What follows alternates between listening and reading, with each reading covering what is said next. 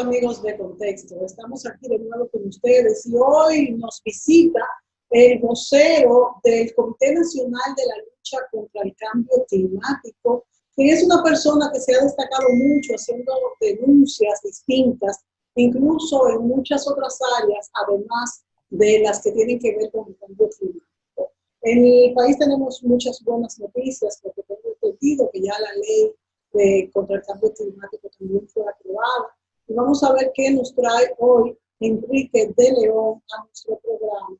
Hemos entendido, Enrique, que estás defendiendo unas cuestiones sobre Punta Catalina, que tú has denunciado que no es como se ha dicho y que sí está haciendo daño al ambiente. Bienvenido, Enrique de León.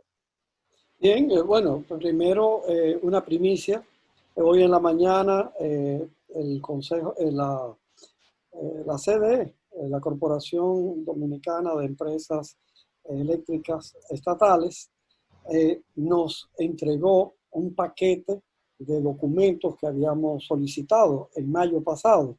Documentos muy importantes para saber lo que allí ha ocurrido. Es decir, están los informes de las evaluaciones que se han hecho de empresas extranjeras y de Verope, una empresa nacional dirigida por el ingeniero canario. También el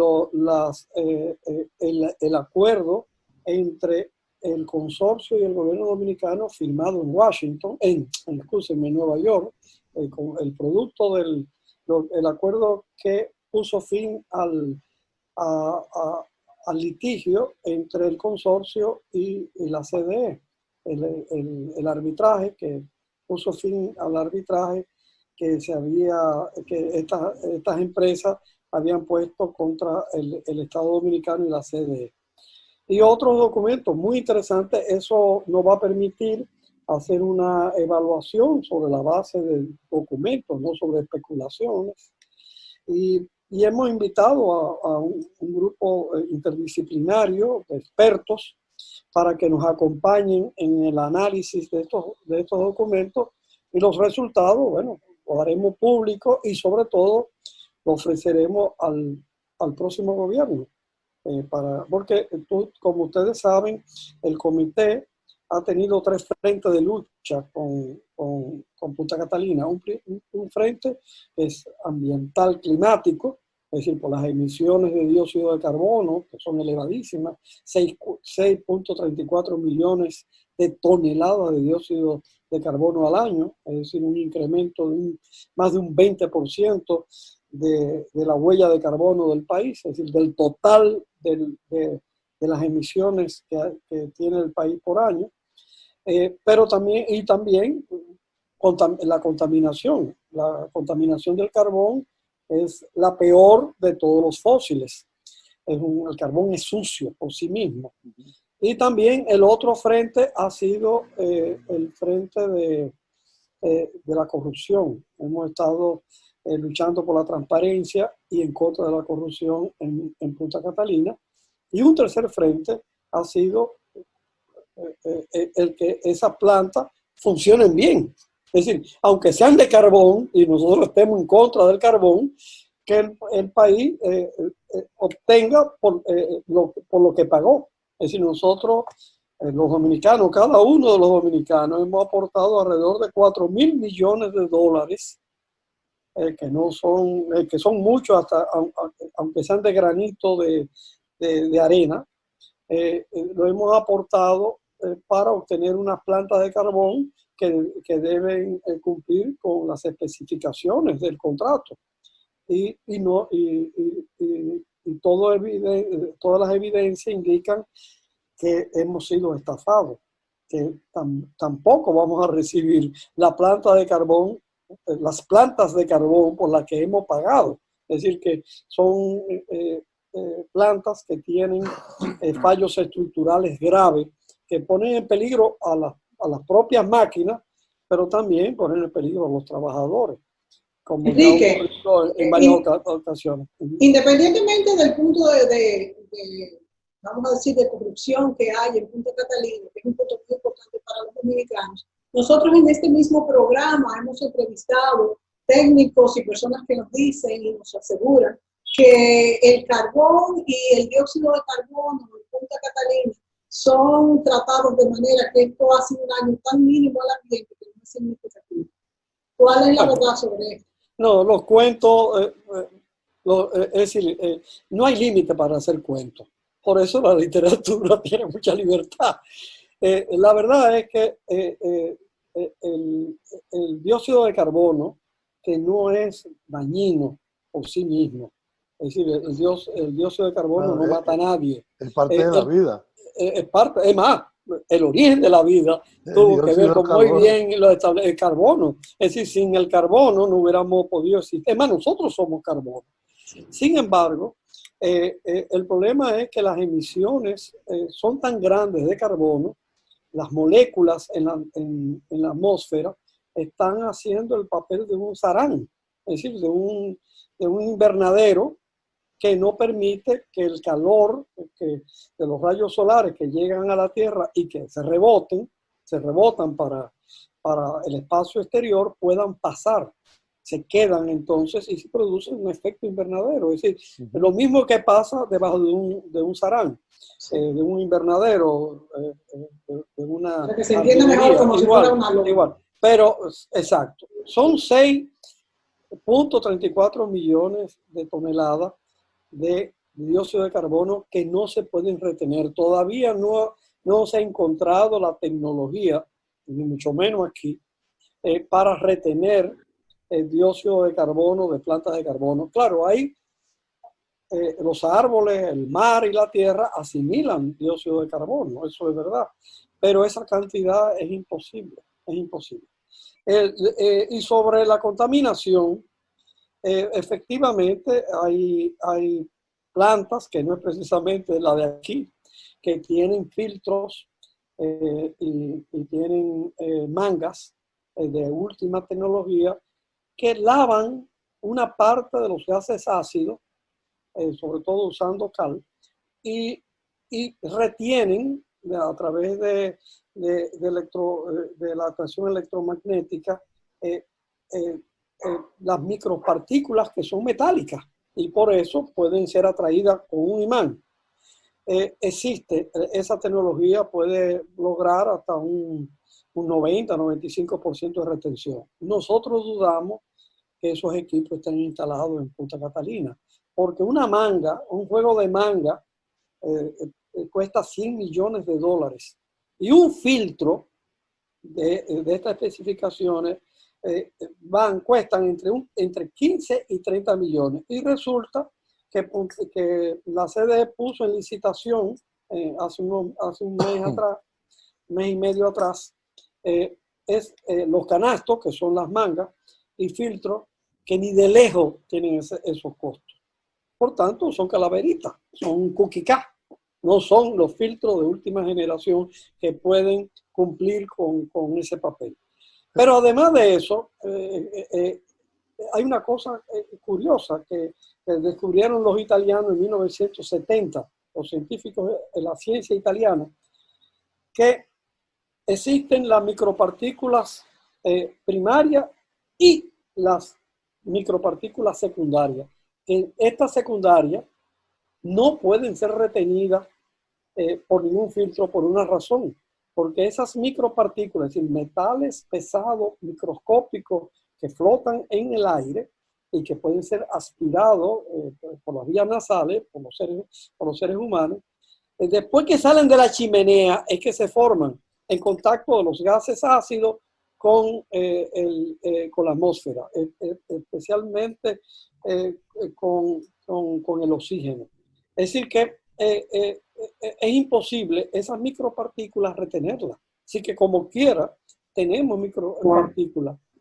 Y además, la otra fuente de contaminación que no tiene solución, y menos aquí, por el sitio donde está, que son las famosas cenizas, las montañas de ceniza, que es porque Punta Catalina es una fábrica de ceniza. Sí, había una explicación que daban los constructores y la propia sede de que esas cenizas se iban a usar para hacer paneles de yeso, supuestamente. Lo que hemos visto, inclusive en algunas fotos que ustedes han publicado, es que no, que se están acumulando en Pero, montañas. Julio, pero es que el volumen es demasiado grande. Son 400.000 toneladas de ceniza al año. Tú imagínate lo que es la ceniza volante. Es algo casi invisible. No se tapa, ¿Eh? porque se supone que se tapa. No la están tapando, son montañas. Se pueden tapar. Es más, un estudio que se hizo ahora en el año 2019 en los Estados Unidos y en Puerto Rico, se comprobó que las cenizas que se depositan correctamente, ¿no? En depósitos especiales, especialmente construidos con fondos de malla impermeable, resulta que el 91% de esos depósitos, el líquido que botan las cenizas en contacto con la humedad, el lixiviado, penetra, logra corroer las mallas protectoras, impermeables, ¿no? Y han entrado a las fuentes de agua subterránea. En Puerto Rico, la planta de AES contaminó todo el agua subterránea del sur de Puerto Rico. Eso trajo como consecuencia que ahora en febrero se emitiera la ley número 5 que prohíbe en Puerto Rico el colocar, no importa la forma, no importa la cantidad, no se puede colocar ceniza de carbón en el territorio insular de Puerto Rico. ¿Y qué se puede hacer con ella? No, el único que permiten es que la metan en tanque por 180 días y se la lleven. No puede. Incluso ese estudio comprobó que el uso benéfico, entre comillas, o útil de la ceniza es contraproducente por dos razones. Primero, porque hay sustancias que no se pueden neutralizar, altamente nocivas, como es el mercurio y el arsenio, son el boro, y además las cenizas, especialmente de determinadas de carbón, de determinadas minas, tienen una radioactividad muy alta, por encima de la normal, y esa radioactividad permanece en esos subproductos beneficiosos o útiles. Es decir, como podría ser ese yeso. Bueno, Puerto Rico multaron a AES porque dijo que estaba depositando no cenizas, sino yeso, un yeso especial hecho de cenizas.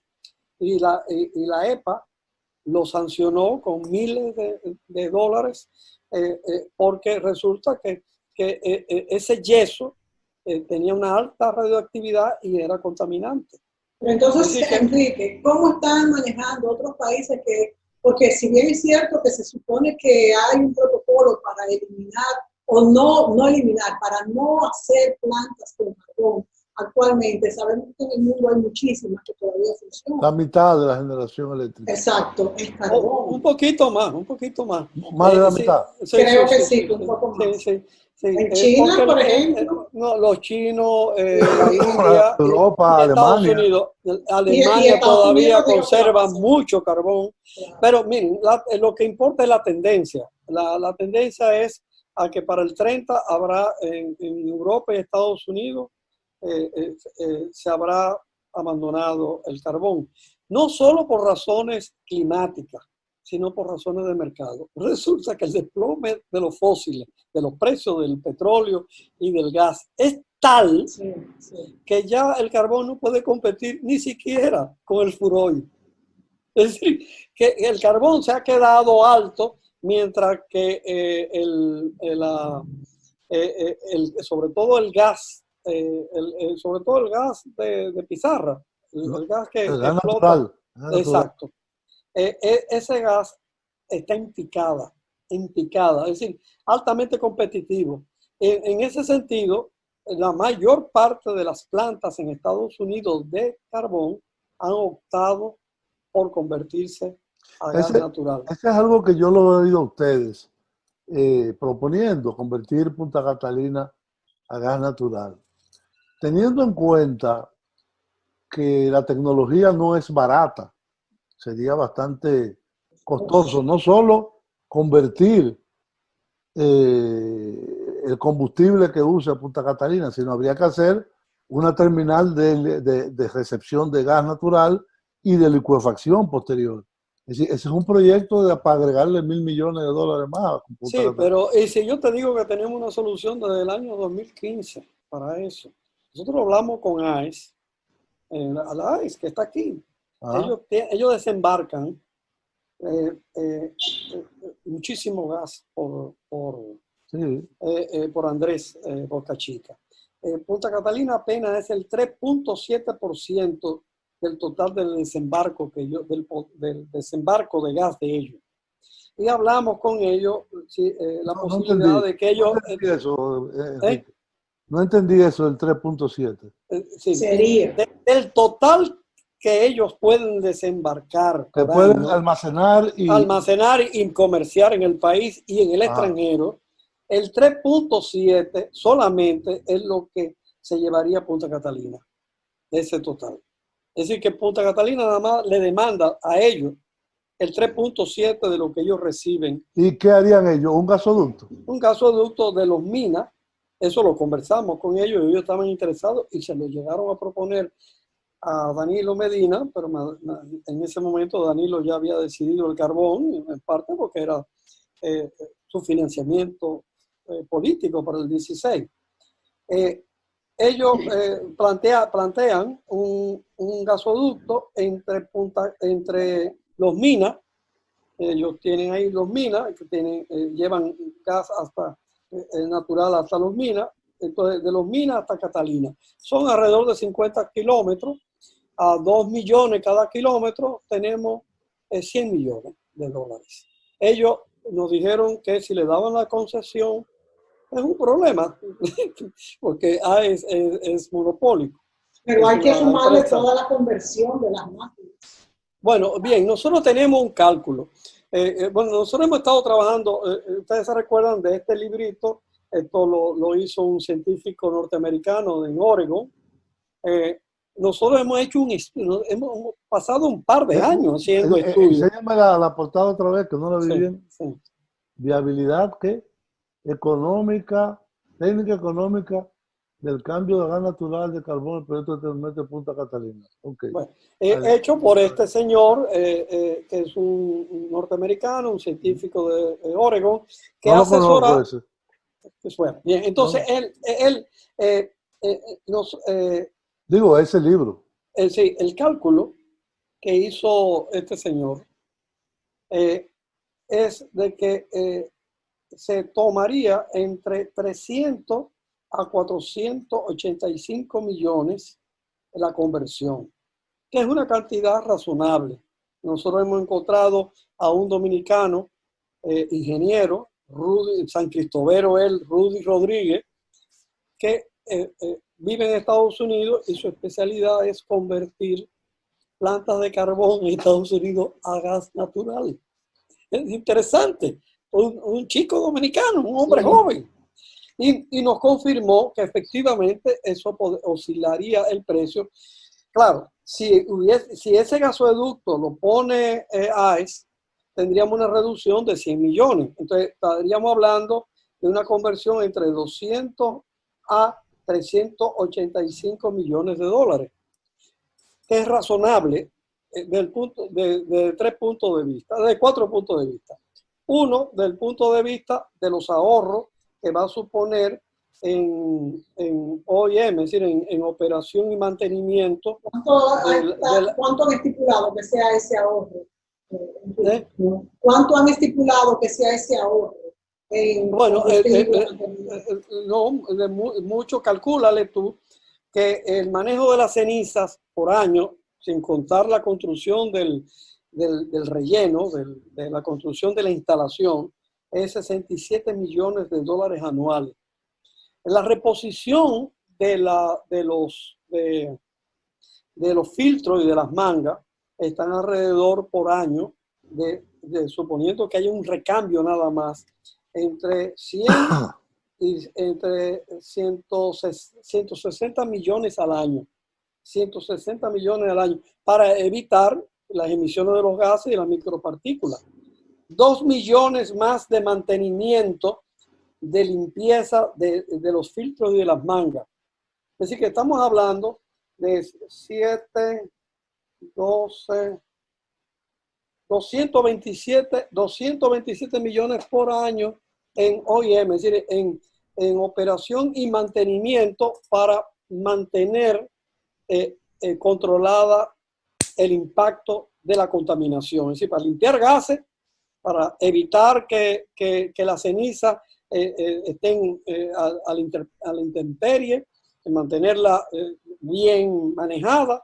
O sea, que no es un mal negocio, y evitar las entonces, micropartículas. Es decir, que por año estamos hablando de un costo de 227 millones, que eso es perdido, eso no se recupera. En cambio, si metemos de 200 a 385 millones, suponiendo que AES sea socio, porque aporte el gas, aporte la tubería, en un año ya tenemos recuperado la inversión. Y además es una sola vez. En cambio, los 227 es todos los años. Si tú multiplicas 227 por 40, es una monstruosidad de dinero. Es una de las razones por las que se está abandonando el carbón. La segunda, el segundo aspecto que es razonable el cambio es que el carbón produce, de Punta Catalina, va a producir $7.000 millones de daño en salud y en daños asociados al clima. Nos vamos a ir a la pausa, Enrique, y yo quisiera que tú me explicaras cómo ustedes calculan ese daño al ambiente, un daño tan alto. Sí, sí, ya, nos vamos a la pausa. Sí, y volvemos después de la pausa. Sí, okay, volvemos perfecto. Muy bien.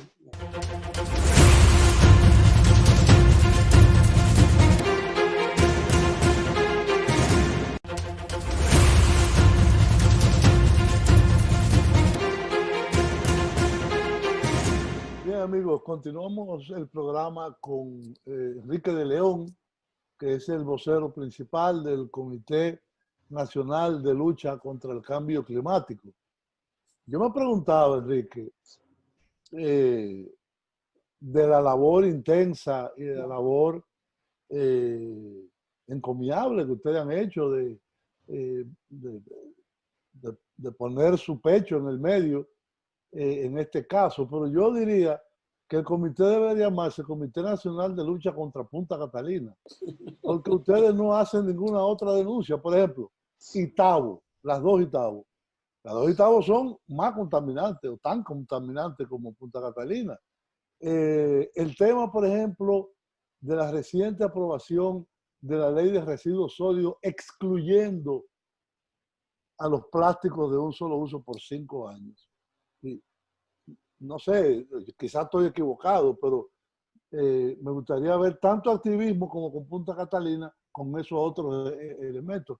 El tema, por ejemplo, de Itabo, que son 2 plantas grandes y viejísimas de carbón que hay aquí, que son de AES, por cierto. No, Itabo sigue a carbón. A carbón, sí, pero AES es el dueño de Itabo. Ya vendieron su participación al Grupo Linda.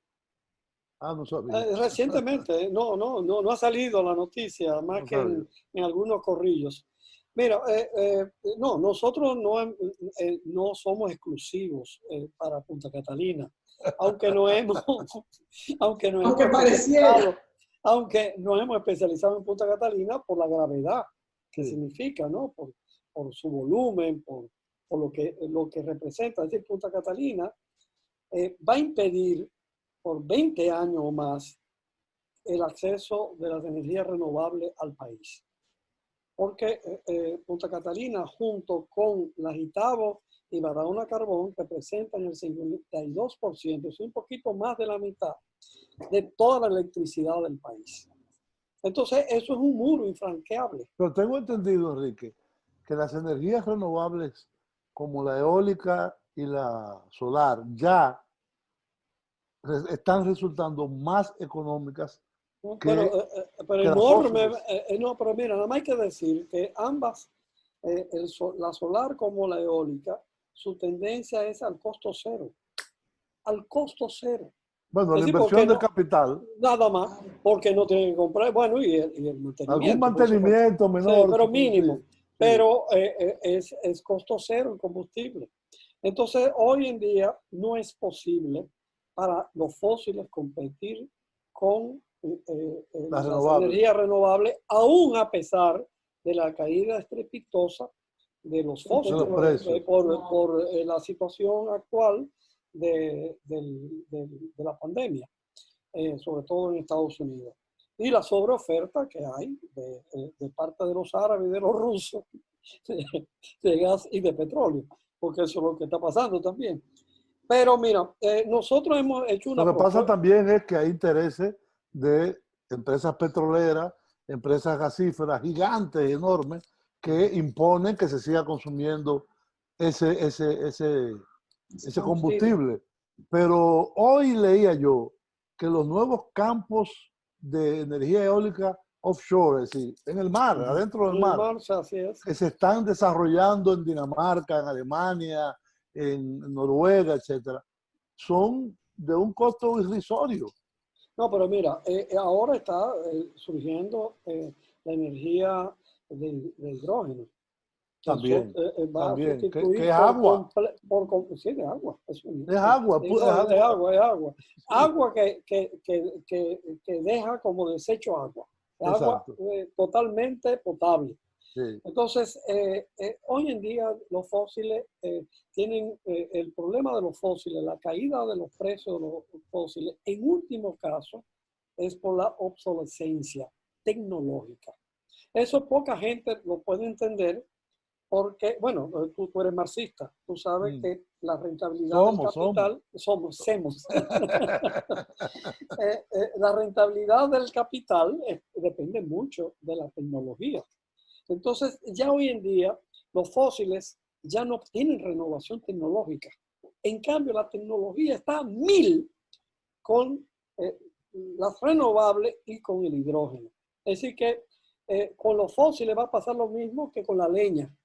Sigue habiendo leña y nadie se le ocurre, bueno, salvo una economía de subsistencia, cocinar con leña o mover una máquina con leña, pero un horno con leña, pero eso es algo totalmente obsoleto. Pues eso mismo está pasando, esa es la tendencia que está pasando con los fósiles, y por tanto el capital, que es un monstruo hambriento de rentabilidad, ha puesto sus ojos ya precisamente a donde tiene asegurada la tasa de rentabilidad más alta, que Enrique, es a donde está la tecnología. Es bueno señalar, Enrique, que los grandes productores de petróleo han tenido pues mucha sutileza en cómo manejar también estos precios. De hecho, eso es lo que hacía los OPEP, porque tanto si está muy caro como si está muy barato, eso hace que se deriven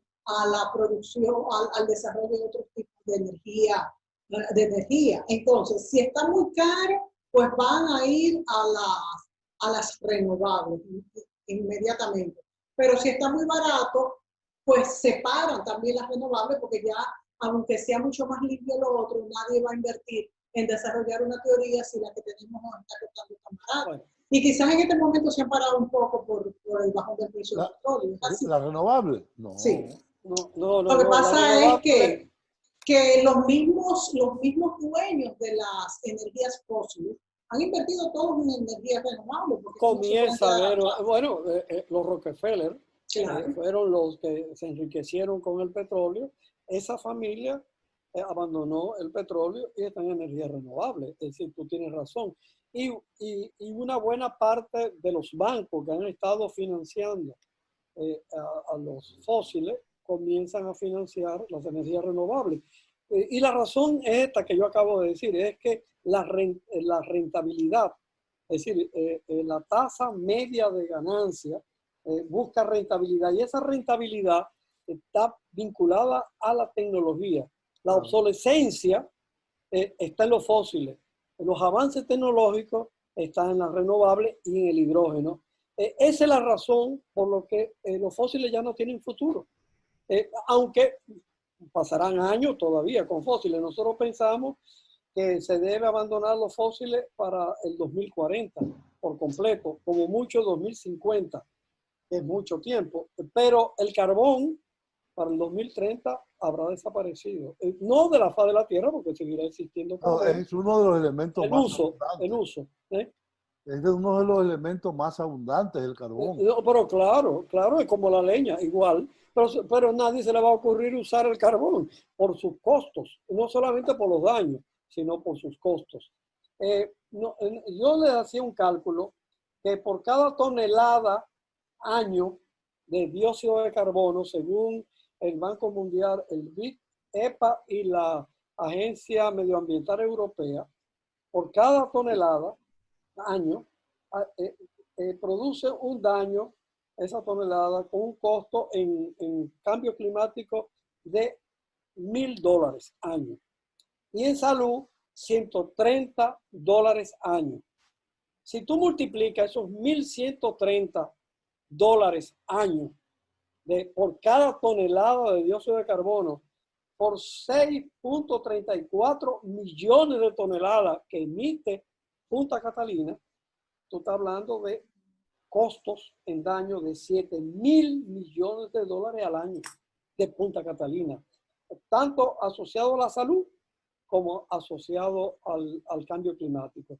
Claro, es un costo que nadie paga más que la gente. Es decir, porque lo paga en su salud. Es decir, el pobre se muere. Cuando el pobre no tiene medicina, se muere. Y los llamados desastres, desastres por efectos extremos del clima, que no son naturales, porque son provocados por los seres humanos a través de las emisiones de los gases de efecto invernadero, pues la gente lo paga perdiendo los bienes que tiene. Eso se está. Si nosotros cambiamos a Punta Catalina de carbón a gas, vamos a tener en un solo año un ahorro de $7,000 millones por ese renglón, por los costos de daño que produce cada tonelada de dióxido de carbono arrojado de una planta de carbón arrojado a la atmósfera. Eso está establecido científicamente.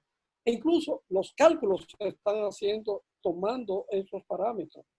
Enrique, el próximo domingo se inaugura un nuevo gobierno de un nuevo partido o de otro partido con declaraciones bastante contundentes de, digamos, hacer un cambio en la ingeniería del Estado y las instituciones dominicanas. Una de las cosas que se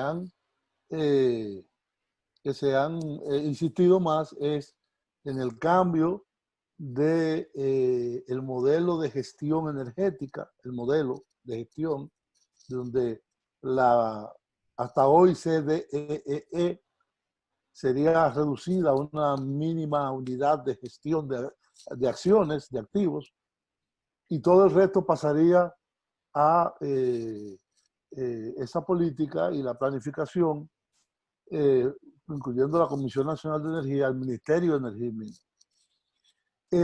Sin embargo, hay muchas cosas que quedan pendientes sobre el proyecto de Punta Catalina, tanto desde el punto de vista tecnológico. Tú has dicho de que hay un fallo mecánico tecnológico grave, que se han incendiado, que se han caído piezas, que ha pasado tal y tal cosa, inclusive que se ha inundado, que está construido en un sitio que, por cierto, no era el sitio originalmente seleccionado por la CDE, que era un poco más adelante, era en Atillo, y que además es un reclamo generalizado de la población, y probablemente una de las razones por que el voto a Luis Abinader fue tan masivo es cero impunidad e investigación de la corrupción. Y tú mismo nos decías en una ocasión que en Italia, la Fiscalía de Milán ha abierto un expediente de investigación contra uno de los 3 miembros del consorcio Punta Catalina, que es la empresa italiana de ingeniería, ¿cómo se llama? Tecnimont. Tecnimont. Tecnimont. Si a ustedes mañana lo llama el presidente o lo llama el ministro de Energía o el nuevo procurador o procuradora, ¿qué ustedes les recomendarían? Vámonos a la pausa y venimos con la respuesta inmediatamente.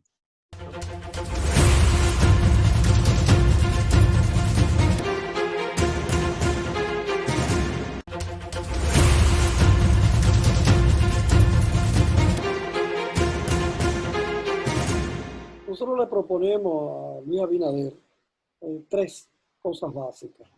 Número 1, convertir a Punta Catalina a gas y sobre la base de Punta Catalina a gas producir incentivos y facilidades para que el sector privado, tanto radicado en el país como inversiones que puedan venir del extranjero, porque tenemos atractivos importantes, ofrecer la oportunidad de la energía renovable, es decir, a que logremos en los próximos años llevar la energía renovable, la matriz eléctrica dominicana, a un 45% de energía renovable antes del 30. Claro, ¿Cuánto está hoy? No, ahora, bueno, como mucho, estamos en 5%. Incluyendo las presas. Las presas están en el piso. Por la sequía, claro que sí. La sequía y la sedimentación. Las presas no producen electricidad en este momento, muy poco. Entonces, la solar no llega ni al 1%. La eólica llegará a un 2 y pico %. Eso es lo que hay. Les digo, no lo que es nominal, que se dice el Consejo Nacional de Energía, sino lo que realmente entra al sistema es un 5%. ¿Y cuánto dicen ellos que hay? No, ellos hablan de un 25%. Pero hablan de que la hidroeléctrica tiene... No, pero la hidroeléctrica ha llegado a este país a ser, sobre todo cuando el doctor Balaguer, hasta un 25%. Pero entonces los embalses no estaban saturados, no estaban sedimentados a los niveles actuales y tampoco no existía la sequía, que nosotros tenemos varios años de sequía y vamos a seguir teniendo sequía. Por el cambio climático. Por el cambio climático y las arenas del Sahara o del Sáhara, ¿no? Pues bien, nosotros le planteamos el cambio a gas y a partir de ese cambio hacer los incentivos necesarios, facilidades de todo tipo para llevar a un 45% la participación de la energía renovable. En 10 años. Sí, de aquí al 30. Hubiera podido ser el 80-85% como se lo propuso el World Watt Institute en el 2015, cuando hizo el estudio, hizo una ruta y dijo que el país para el 2030 podía tener un 85%. Pero el pacto que se había hecho en el 2012 a través de la Ley de Estrategia Nacional de Desarrollo, que creo que tú trabajaste en ella. No. No, tú no trabajaste en ella. No. Bueno, no estaba ahí. Bueno, pero está muy bien hecha la ley. Es decir, esa ley reflejó el pacto que hizo la sociedad dominicana de descarbonizar la economía y descarbonizar la electricidad, es decir, la fuente energética. Eso lo desbarató Danilo y en vez de consolidar y ejecutar ese acuerdo, ese consenso de la sociedad dominicana, lo que hizo fue levantar a Punta Catalina, votando todo el ahorro nacional que pudo haberse invertido en energía renovable, no en gas, no, en energía renovable, en vez de hacer ese disparate de Punta Catalina a carbón, pues ha terminado produciendo un retroceso. Enrique, pero ¿no te parece que en este momento tan difícil que vive el país, no es el mejor momento, time, como para hacer esto? Mejor no sería lo que tú has dicho al revés, hacer pues una ruta para que desarrollemos las energías renovables y dejar el cambio de Punta Catalina para después, o otra etapa que dicen que hay que hacer otra etapa, una tercera etapa de Punta Catalina. Mira, hay un problema, es que si el carbón tuviera el comportamiento del gas, sería la ruta, pero resulta que el carbón es un anafe. Cuando tú prendes un anafe, tú tienes que tratar de que no se te apague, porque para volverlo a prender es la del diablo, igual eso. Es decir, no tiene una tecnología sin flexibilidad. Entonces, si tú tienes la mitad de la energía eléctrica a carbón, es la mitad que tú vas a tener, tú no la vas a pagar. Entonces, eso te impide flexibilizar, es decir, apagar el carbón para que entre la energía renovable. Eso no es posible. Entonces, para tú poder tener energía renovable, tú tienes que acabar con el carbón, por lo menos en el volumen. Y en ese sentido, nosotros hemos estado reclamando desde hace mucho que las Itabos y Barahona Carbón sean cerradas, no convertidas, cerradas. Son obsoletas ya. Ya cumplieron su finalidad, fueron recuperados los capitales, es decir, eso hay que cerrarlo, para darle hueco, precisamente cabida a la energía renovable. Y Punta Catalina, de carbón, pasarla a gas. Primero, para que el país pueda tener acceso al desarrollo sostenible, al desarrollo verde, con la entrada de la energía renovable, pero eso tiene una urgencia por Baní, por la provincia de Peravia. Peravia no puede tener a una fábrica de ceniza monstruosa como es Punta Catalina, con ceniza que no tiene solución, porque esas cenizas no se pueden quedar ahí, no importa lo que se haga, porque esas cenizas están a pocos metros del litoral. Segundo, el manto freático en esa zona es alto, es decir, el contacto de las aguas subterráneas con la superficie es muy próxima. Y en tercer lugar, esa zona está rodeada de población, 100.000 personas, pero además de cultivo. La zona más densamente cultivada de toda la provincia va de Catalina a Baní. Sobre todo los mangos de Hipólito están ahí. Están ahí los mangos de Hipólito. Se van a dañar entonces los mangos. Bueno, ya nosotros sabemos que Hipólito recibió ya una notificación a quien él suple en el mercado internacional preguntándole qué iba a pasar con Catalina. Es decir, bueno, ya lo sabemos. Es decir, es imposible. El nivel de contaminación que se está produciendo en Punta Catalina no solamente, bueno, afecta, y es nuestra mayor preocupación, a la salud de las personas, porque esa contaminación va a producir enfermedades catastróficas y muertes prematuras en gran cantidad, pero también va a arruinar sobre todo las frutas, los frutales, el café y la caña. Enriquito, nos quedan 3 minutos. Ni hablar de los conucos. Sí, ni hablar de los conucos. Nos quedan 3 minutos. Julio mencionó una denuncia de corrupción que ustedes hicieron por medio de en Roma. Ustedes no, llevaron, en Milán. En Milán, quise decir en Italia. Y ustedes llevaron allá a Milán. ¿Qué fue? ¿Qué fue lo que llevaron? Esa es la tercera petición a Danilo.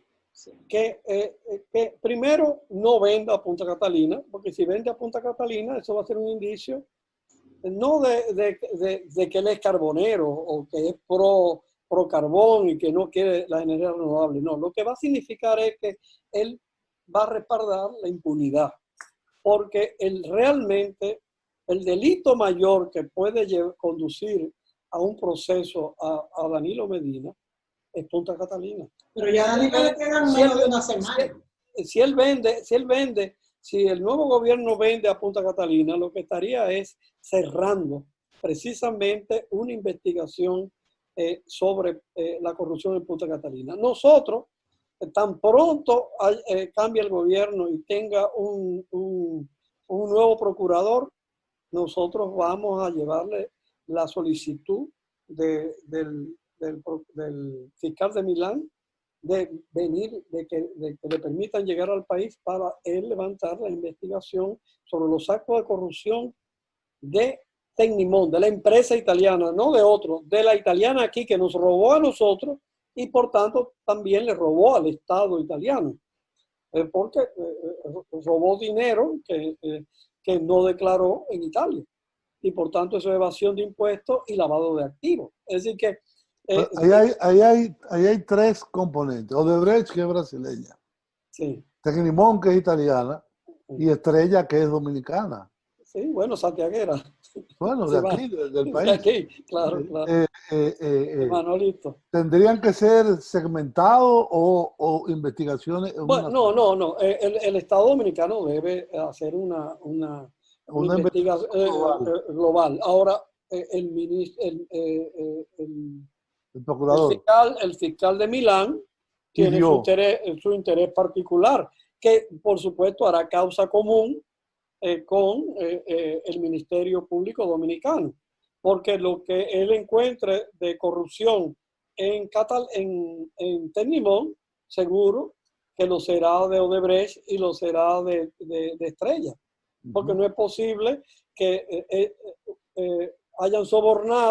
uno haya sobornado a tercero sin que ese soborno no haya beneficiado a todo el consorcio. Exacto. Bueno, Enrique, se nos acabó el tiempo. Vamos a darle seguimiento a tanto a las denuncias de corrupción que ustedes están haciendo, como a este reclamo para que Punta Catalina se pase a gas. Tú has explicado que sería un negocio bastante lucrativo para el país, porque pues quitaríamos los daños y realmente recuperaríamos la inversión en lo que es el tratamiento de esas cenizas y de los gases. Vamos a ver, vamos a seguir escuchando. También abrimos esta ventana a la otra parte porque de hecho mencioné que hemos tenido también aquí expertos que han dicho que no hay tal contaminación, pero es muy importante tomar en cuenta esto que dices y compararlo con la otra parte. Gracias a ti, Enrique, por estar aquí haciendo estas aclaraciones y, como les dije, invitamos a la otra parte a que también venga a exponer sus criterios. A ustedes, amigos, gracias por sintonizarnos y será hasta